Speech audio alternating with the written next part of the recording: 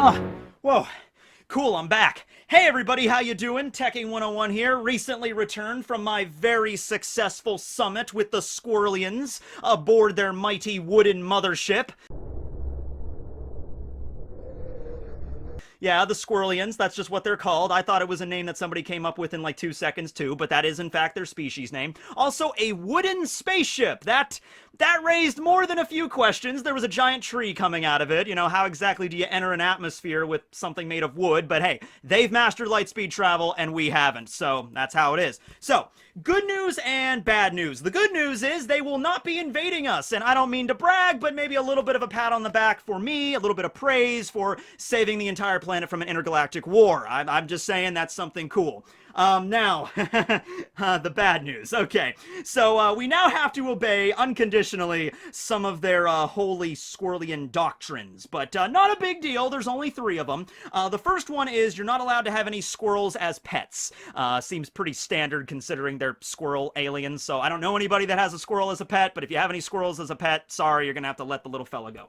The second one, you have to give 50% of all of your nuts. I told them multiple times to change the wording on that one. It was going to cause a lot more confusion than good, but they were very adamant that that's how they wanted it worded. So you have to give 50% of all of your nuts, take that whatever you will, to the Squirrelians once a month. And then the final one is we now have to worship their holy squirrel deity, Lord Swirlytail. Which, I told them that some of us were already dressing up like squirrels, so, you know, I guess we're worshiping Lord Swirlytail now. I don't think that'll be that big of a deal. Okay, so, other than that, though, I'm meeting them tomorrow as well for some follow-ups. Let me know how you feel about, that arrangement, but, I wouldn't want to make them madder than they already are. I think this is a pretty good deal, all things considered. Okay, so anyway, today, going completely 180 on that, it's just... The squirrel story is taking up like 2 minutes of the video already. Okay. Is it the fate of the universe? Alright, so... last few chapters of One Piece, I'm a little concerned about some things, okay? One of the things that I'm concerned about is the fact that Kaido used his devil fruit power to raise up a giant island to float over Wano and then crash it down on the flower capital, enacting his plan of his new Onigashima, right?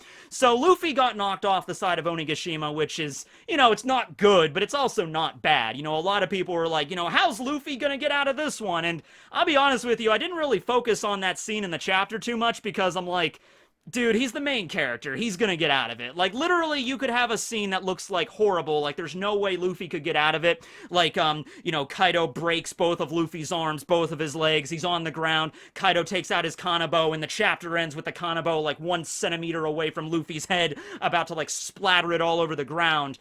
And that's how the chapter ends. And I'm like, oh, yeah, but, you know, somebody's gonna show up and save him, or he's gonna figure out some way to get away. He's the main character. He's not gonna die. So, yeah, even if he actually falls off of Onigashima, he'll figure out some way to get back up. It's Luffy, okay? So, the thing I was concerned about, though, wasn't necessarily Luffy. It was, okay, what happens if Kaido is killed, or just defeated, you know, knocked out or whatever? Is the entire island gonna fall? Because Kaido is using the powers of his Ua Ua no Mi, the dragon fruit, you know, the fish fruit model dragon, to summon flame clouds to levitate the entire island of Onigashima. But if he were to be defeated, wouldn't that mean the flame clouds would go away, like poof, and then the island would be like, yay, we did it, we saved Kaido, why are we falling very fast? And then boom, it just crushes the entire island anyway. Because I'll be honest with you right now, maybe Kaido was planning on, like, hovering Onigashima over the flower capital, and then gently lowering it down, like crushing the Shogun's palace in the process, and then boom, planting the giant skull Muffin Mountain dome right there in the center of Wano. Maybe that's what he was originally planning, because you understand physics, right? I don't, but I'm assuming somebody probably does. Barry does. If you have a very large object, say a huge island, and it's hovering over an island, and you just drop it, like, that's gonna cause, like, a lot of collateral damage, you know, like everything in Wano is just going to be flattened, which maybe that's kind of what Kaido wants, but it seems like he wanted that to make his home base of operations from now on, to expand out through the rest of the world and make his pirate paradise a reality. So I'm assuming he doesn't want to just level the whole island, but that's definitely what'll happen if the island just drops, you know, free fall, right? But anyway, that led me into another question, which is an age-old question in One Piece, honestly. How do the abilities and the effects of Devil Fruit powers work when the user of said abilities gets knocked out? Do the abilities stop working? Do the effects stay? How come some effects stay but others don't? And I've definitely talked about this before in other videos. Watch any of the other 300 other Devil Fruit videos I've made on the channel. But it's certainly a question, because in some cases it seems like when the user is knocked out, the effect of an ability of a Devil Fruit ends. And in other situations, it doesn't. And it depends on if it's a paramecia, a logia, and a zone. And even in that situation, there's other categories involved. So I decided to try to break this down as easily as I could, okay? And so that's what today's video is going to be about. There's going to be a lot of open-ended questions here because I don't have the answer. At the end of the day, it probably comes down to Oda and whatever's convenient for him. Like, wasn't it massively convenient at Thriller Bark whenever Moria lost consciousness, all of the shadows just magically returned to all of their original users? Wasn't it massively convenient at Dressrosa when all they had to do is, you know, knock out Sugar and then everybody that got turned into a toy just magically turned back into a regular human?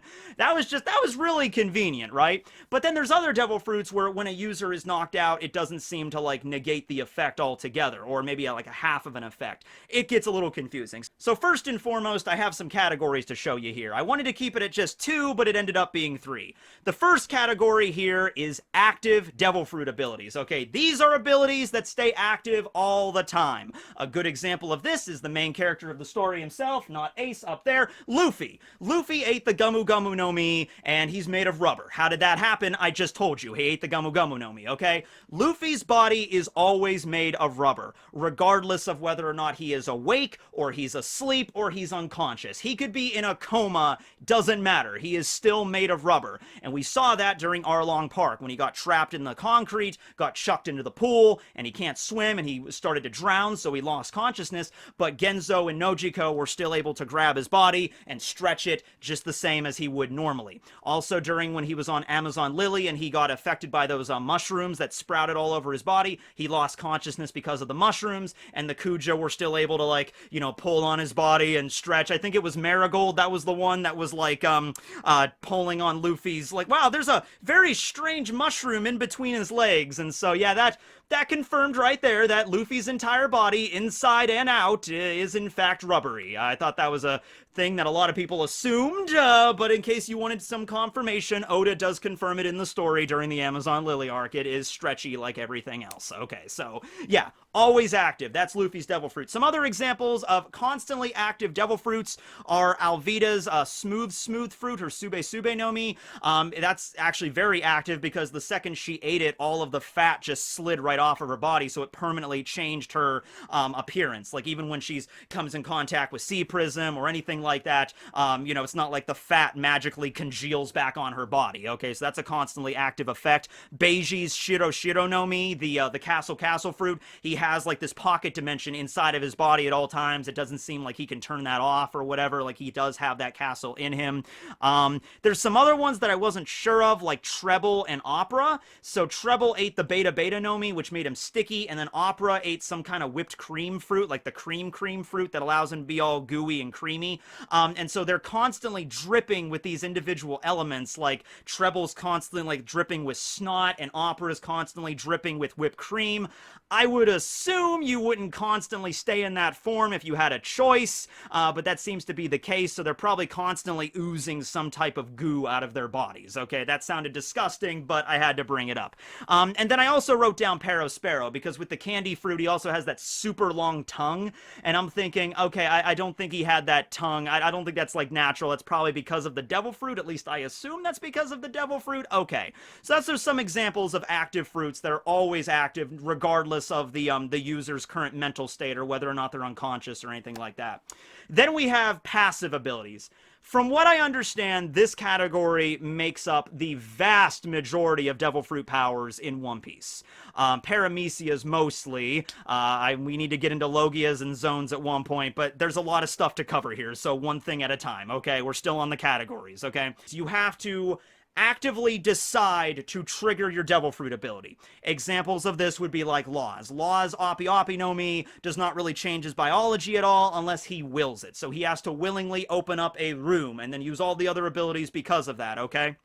But as long as Law does not choose to open up a room, he's pretty much a normal human, aside from the standard devil fruit weaknesses of like weakness to water and sea prism and all that stuff, okay? We also have Suru, who works for the Navy, who's the vice admiral. She has the wash fruit. She activates her ability to hang people out to dry. Bartolomeo's devil fruit, you know, the barriers don't come into existence until he crosses his fingers, and then boom, that's when the barriers open up. So those are the situations there, okay? Now, what about zone fruits like Chopper? What category does that fall into? You probably would say active because they constantly change their appearance and their body because of the zones, but think of it this way. If Chopper wanted to, he could always stay in his regular reindeer form. He doesn't have to transform into his human form or his hybrid form. Any zone could stay in their original form as long as they want and never willingly go into the other forms. So I would say that's more of a passive ability because you get to choose, right? However, sometimes it isn't, because in some situations when Chopper gets knocked unconscious, like what happened at Ennie's lobby, he was in his monster point form, and then Frankie blasted him into the ocean, you'd assume that if it was like Sugar's devil fruit or Moria's devil fruit, and it gets negated when you go unconscious, you would assume that Chopper, after going unconscious, would go back into his original reindeer form, which is what he was when he first ate the fruit, his walk point. But no, he was stuck in his hybrid form. In fact, we've seen that plenty of times in the story. Chopper gets knocked out for various reasons, and he always kind of stays in his hybrid form whenever that happens. So yeah, that's kind of interesting there. So that's why I created the semi-active or semi-passive category, whatever you want to call it, right? And so this is the category that kind of applies to both sides there. Even devil fruits like Brooks, okay, so you got the Yomi Yomi no Mi, which allows the user to come back from the dead to life, okay? Without the ability of that devil fruit, Brook would not be able to move around as a skeleton. Yo ho ho ho! He wouldn't be able to eat or drink or poop or do anything like that, which we know Brook can do, of course. You know, he confirmed this. So the devil fruit always has to be active for him to be alive as a skeleton, but then there's other abilities he has, like the soul solid, like freezing and the ice powers, and then separating his soul from his body. All of that stuff is passive because he has to choose to activate the ice. He has to choose to separate his body with his ghost and everything like that. But the act of actually staying alive and the life energy and all that stuff, that's always active, you know, and he can sleep and everything like that. And Brook's been knocked out as well, and it's the same thing. It's not like when Brook goes unconscious, his soul leaves his body automatically and floats up to the afterlife, okay? So, yeah, so there's some situations there. So this leads to a lot of interesting open-ended questions, and I'm just going to throw them out there at you. Okay, so let's talk Logias first, all right? Let's say Crocodile lost consciousness. Let's say, you know, let's say Ivankov told everybody about Crocodile's secret, and he's like, Ivankov, no! And his brain just breaks, and he just passes out, okay? So Crocodile is unconscious. He's in a low-grade coma, all right? And then let's say somebody takes a knife and goes to try to stab Crocodile. Would he turn to sand? He's not conscious. He can't see or hear, or he doesn't know an attack is coming in any capacity. Let's also say observation hockey and all that stuff, that's taken out of the equation as well. He's unconscious. Someone tries to stab Crocodile. Would his body turn to sand? Because he's a Logia. I would assume in the situation with Crocodile, yes, it would turn into sand, which means in the state with Crocodile, that would be an active ability. He's always made of sand.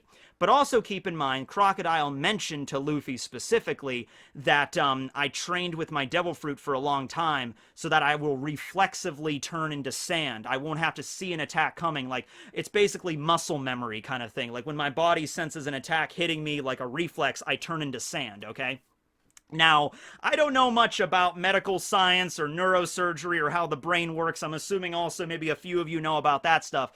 But I'm assuming that even if you're in a coma and you can't move or anything like that, your body can still have reflexes, right? I mean, I guess it depends on the level of brain damage you've suffered to put you in a coma to begin with. But, you know, you should still be able to, like, take the little hammer and, like, tap on a nerve and maybe your body could still move or something like that, right? So your body is still active, it's just not as active as, you know, when you would be conscious, right? So I'm assuming in that situation, that's like the reflex. Even if Crocodile's not conscious, the body would reflexively turn into sand. But that might not be the case with all Logias. Other Logias that don't train with their ability as much as Crocodile did, like Caribou, for instance. Caribou was stated by Peckoms to be like a big upstart. He thought that because he had a Logia, he was invincible. Actually, now that I think about it, maybe the reason that Oda introduced a new Logia right after the time skip was really to cement in how powerful Haki was. Like, I'm going to introduce a new character that has a Logia, which up until that point, Logias were referred to as like some of the strongest characters in the entire story. There was a moment here in One Piece where we thought Smoker was like the strongest character ever because he couldn't be hit because he's made of smoke, right? So maybe Oda introduced Caribou to show, okay, yeah, he's got a Logia, and it's a pretty powerful Logia. He can store like an infinite amount of stuff in his swamp, but then Peckham shows up and with just a little bit of Haki, BAM! He just sits slammed into the side of a wall. So that's the situation there. I don't think if Caribou was unconscious in the same exact kind of situation as Crocodile, he would be able to reflexively turn into his swamp. So in his situation, it might be more of a passive ability. So in Logias, they start off as more passive, but then you can choose to become active if you train with it enough, okay? So that's how it goes, I guess. So, other questions revolving around Logias. What about the elements that get separated from their body? Do they stay around after they lose consciousness? Case in point, let's use an example with Ace. Let's say Ace is, let's say he's at a barbecue. Okay, Ace is at a barbecue, and he's having some hot dogs and some burgers, and it's a fun time. And they got a big bonfire. They got a big fire pit, okay? And there's somebody trying to start the fire. He's like, man, it's hard to start this fire. And Ace is like, don't worry, guys, I got it. And he's like, flame commandments, giant fireball, whoosh, giant bonfire, and everyone's happy, and they're like, oh, thanks, Ace, man, this is the greatest barbecue ever. Now, if Ace were to be knocked unconscious at that moment, if Ace drank maybe a little bit too much beer, or maybe some, like, vodka or whatever, and he got knocked out, you know, would the fire that he created poof, just disappear because he lost consciousness, okay? You would probably say, no, it wouldn't, because it's still fire, right? And it's like, well, yeah, I guess. I mean, he is the embodiment of fire. It's certainly not natural because he's turning his body into fire, and this is anime logic we're getting into, right? I'm just throwing it out there. So I'm assuming the fire would continue.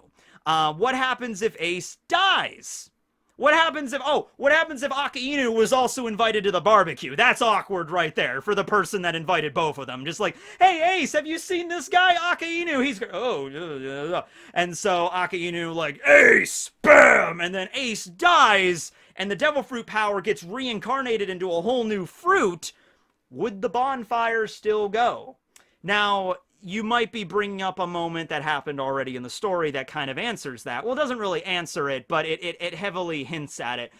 Punk hazards. So when Akainu and Aokiji fought each other, their devil fruits permanently warped that island, and they're long off of Punk hazard, and yet the island is still warped, half tundra, half magma field, you know? And I guess you could also bring up the same question there. Like, if Akainu were to die, would the volcanoes just magically stop working? Would they just go back to regular land or whatever? Would the tundra disappear? Would the Arctic disappear if Aokiji died? Probably not. And I think that's because they were awakened. When you're an awakened Logia, you can literally warp the weather and climate yourself. And there's a very popular theory that the reason there's so many crazy weather patterns in the New World and in the Grand Line in general, it's because of previous Logia users. You know? So maybe the reason Drum Island is a winter island the way it is because, I don't know, there was a former user of the Yuki Yuki no Mi on the island, right? Maybe the reason Raijin Island exists is there was a former user of the Goro Goro no Mi. It sounds kind of ridiculous until you realize devil fruits have been around for hundreds and hundreds of years, maybe thousands of years, okay? And they've been around for so long, there's been how many users of the Yuki Yuki no Mi? How many users of the Goro Goro no Mi?